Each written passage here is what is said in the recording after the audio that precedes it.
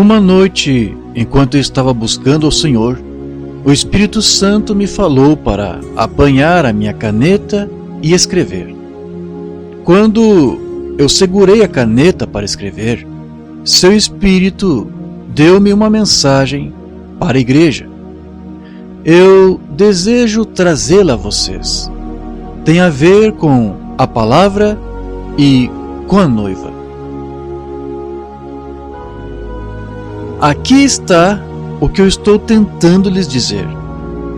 A lei de reprodução é que cada espécie produza segundo a sua própria espécie, exatamente de acordo com Gênesis 1, versículo 11.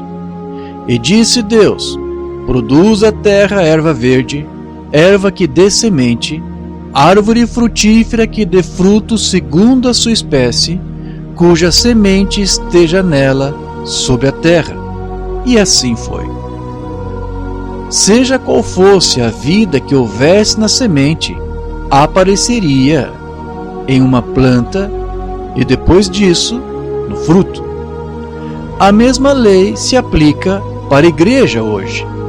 Seja qual for a semente que deu início à igreja, aparecerá e será como a semente original, porque é a mesma semente. Nestes últimos dias, a verdadeira igreja noiva, a semente de Cristo, virá até a pedra angular, e ela será a super igreja, uma super raça, logo que ela se aproxime dele. Aqueles que estão na noiva serão tão semelhantes a ele que eles até mesmo estarão à sua própria imagem. Isto é para serem unidos com ele. Eles serão um. Eles serão a própria manifestação da palavra do Deus vivo. As denominações não podem produzir isto, semente errada. Eles produzirão os seus credos e os seus dogmas misturados com a palavra. Este cruzamento produz um produto híbrido. O primeiro filho, Adão, foi a palavra semente falada de Deus. Foi-lhe dado uma noiva para reproduzir a si mesmo. Essa é a razão que a noiva lhe foi dada, para reproduzir a si mesmo, para produzir um outro filho de Deus. Porém, ela caiu. Ela caiu por hibridação. Ela o fez morrer. O segundo filho, Jesus, também uma palavra semente falada de Deus, recebeu uma noiva do mesmo modo como Adão.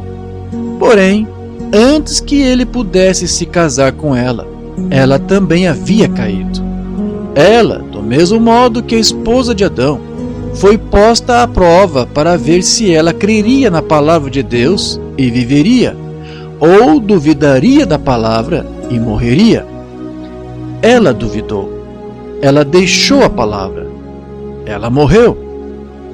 De um pequeno grupo da verdadeira semente da palavra, Deus presenteará Cristo com uma noiva amada. Ela é uma virgem de sua palavra. Ela é uma virgem porque ela não conhece credos ou dogmas feitos pelo homem. Pelos membros da noiva e através deles será cumprido tudo que foi prometido de Deus para ser manifesto na virgem.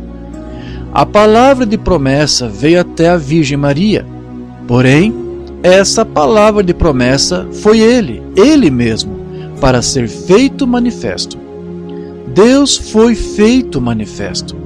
Ele mesmo atuou naquele tempo e cumpriu a sua própria palavra de promessa na Virgem. Foi um anjo que tinha trazido para ela a mensagem. Porém, a mensagem do anjo foi a palavra de Deus. Isaías 9:6. Ele cumpriu, naquele tempo, tudo o que estava escrito dele, porque ela aceitou a palavra dele para ela. Os membros da noiva virgem o amarão, e eles terão os potenciais dele, pois ele é a cabeça deles, e todo o poder pertence a ele. Eles são sujeitos a ele como os membros de nossos corpos são sujeitos às nossas cabeças. Notem a harmonia do Pai e do Filho. Jesus nunca fazia nada até que lhe fosse primeiro mostrado pelo Pai. João 5,19.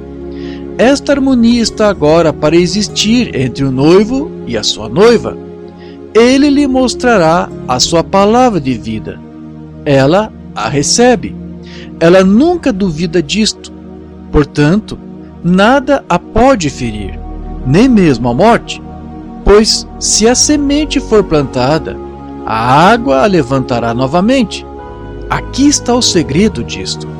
A palavra está na noiva, como estava em Maria.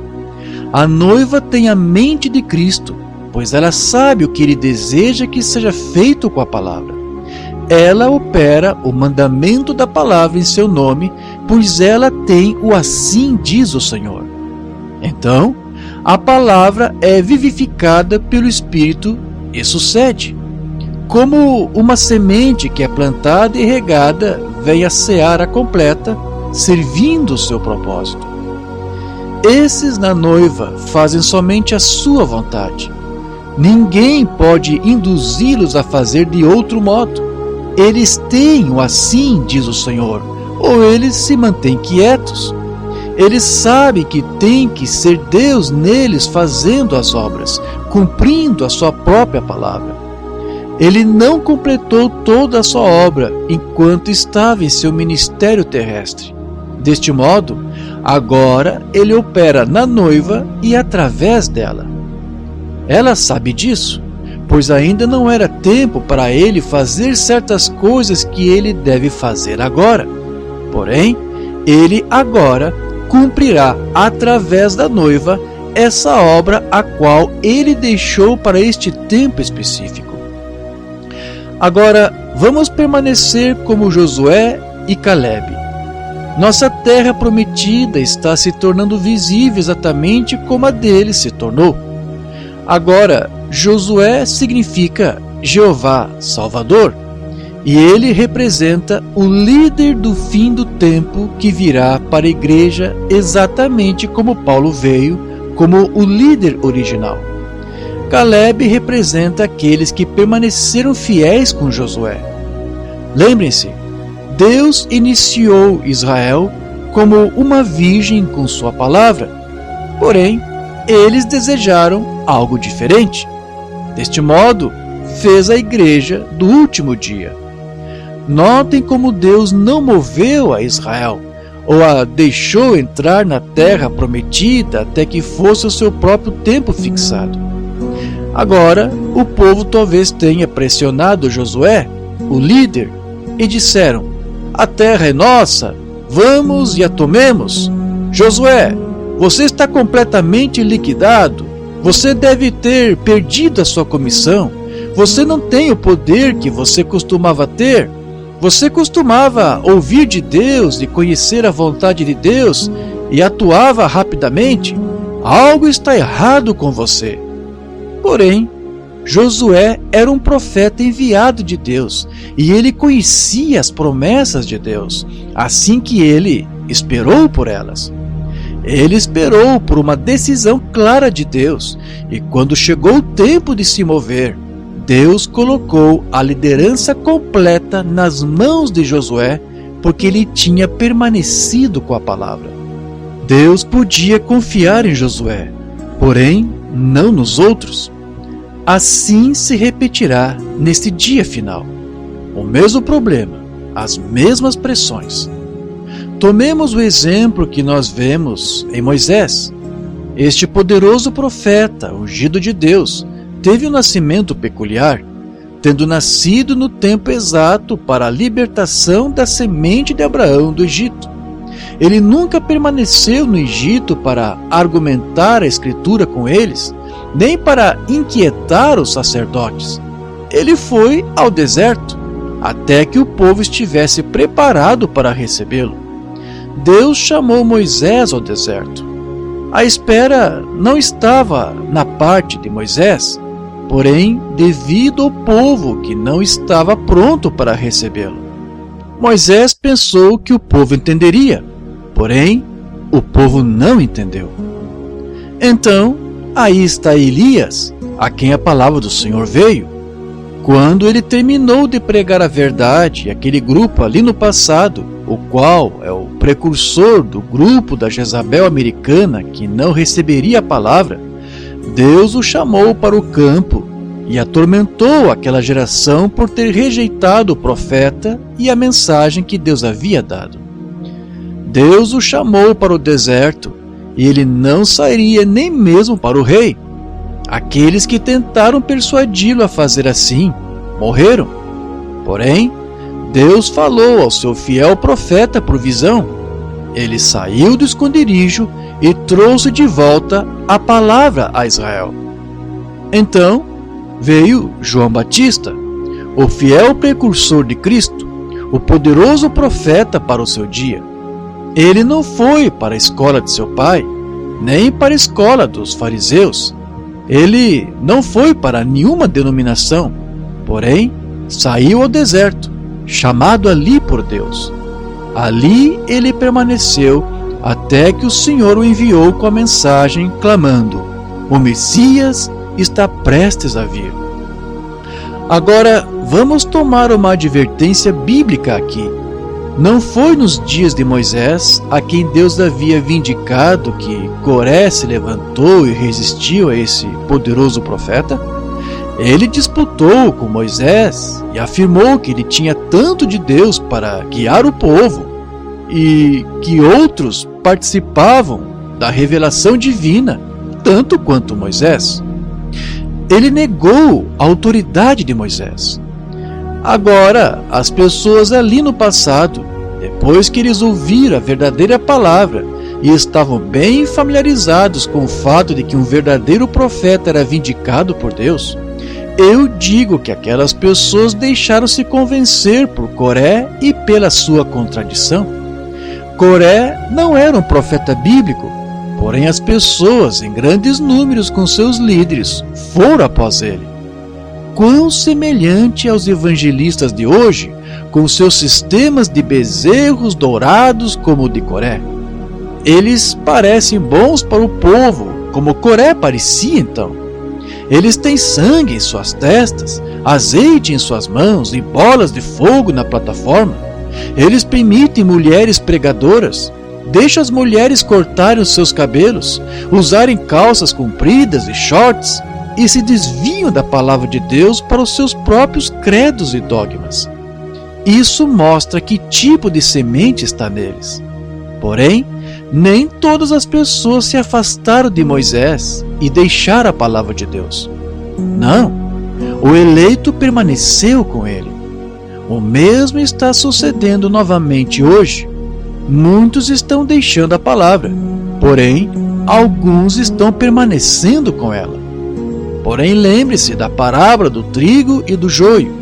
O joio tem que ser atado para ser queimado. Estas igrejas apóstatas estão sendo atadas mais próxima e mais próxima uma da outra, prontas para o fogo do juízo de Deus. Porém, o trigo será ajuntado para o mestre. Agora, eu desejo que vocês sejam bem cuidadosos aqui e vejam isto. Deus tem prometido que no fim do tempo, Malaquias 4 será cumprido. Tem que ser, pois é a palavra de Deus vivificada pelo Espírito falada pelo profeta Malaquias. Jesus se referiu a isto. É somente pouco antes que Cristo venha a segunda vez. Por volta desse tempo que Jesus vem, toda a Escritura tem que ser cumprida. A dispensação gentia estará na sua última era da igreja, quando esse mensageiro de Malaquias vem.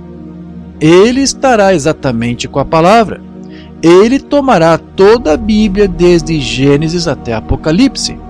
Ele começará com a semente da serpente e levará adiante até o mensageiro da chuva serôdia. Porém, ele será rejeitado pelas denominações. Ele tem que ser rejeitado, pois isso é a história se repetindo desde o tempo de Acabe. A história de Israel sob Acabe está sucedendo bem aqui na América, onde o profeta de Malaquias aparece. Quando Israel deixou o Egito para adorar em liberdade, fizeram os nativos recuar. criaram uma nação com grandes líderes como Davi, etc. E então colocaram Acabe sob o trono com uma Jezabel detrás dele para dirigir. Deste mesmo modo temos nós feito na América. Nossos antepassados vieram para esta terra para adorar e viver em liberdade. Eles fizeram os nativos recuar e se apoderaram da terra. Poderosos homens como Washington e Lincoln surgiram. Porém, depois de um tempo, outros homens de tão pobre calibre sucederam estes homens dignos que logo um Acabe se assentou na cadeira presidencial com uma Jezabel detrás dele para dirigi-lo. É num tempo semelhante como este que o mensageiro de Malaquias deve vir. Então, na chuva serôdia, virá uma declaração dos fatos como no Monte Carmelo. Observem isto cuidadosamente agora para verem isto na palavra. João foi o precursor de Malaquias 3. Ele plantou a chuva temporã e foi rejeitado pelas organizações de seu dia. Jesus veio e fez uma declaração dos fatos no Monte da Transfiguração. O segundo precursor de Cristo semeará para a chuva serôdia. Jesus será a declaração dos fatos entre as denominações e os credos, pois ele virá para sustentar a sua palavra e tomar a sua noiva no arrebatamento. A primeira declaração dos fatos foi no Monte Carmelo, a segunda foi no Monte da Transfiguração, e a terceira será no Monte Sião. O estranho comportamento de Moisés, Elias e João, se afastando do povo para o isolamento, deixou muitos confundidos. Eles não compreenderam que era porque as suas mensagens haviam sido rejeitadas. Porém, a semente havia sido semeada, a plantação estava terminada.